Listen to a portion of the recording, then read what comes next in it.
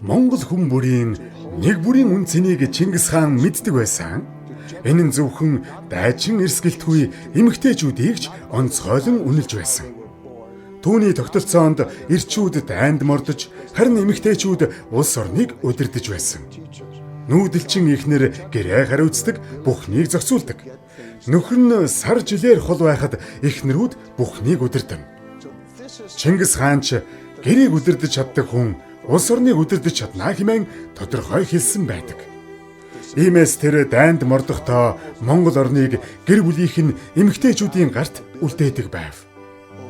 Чингис хаан огтоо торгоны зам дагуу гэрлүүлсэн байдаг. Орчуулгын нөлөөнд заримдаа огтоо өгсөн гэж бичдэгч нууц товчоонд тийм өгүүлбэр байхгүй. Харин тэрээр огтоо үдэхтэй би чамд энэ улсыг захируулахаар өгч байна. Чиний анхны нөхөр бол чиний нэр төр юм шүү гэж маш тодорхой хэлсэн байдаг. Үгээрээч тодорхой байгаа зогсохгүй. Ихэвчлэн нөхөр нь Чингис хаантай хамт дайнд мордож, огт нь торгоны зам дагуух жижиг улсуудыг удирдан үлддэг байсан.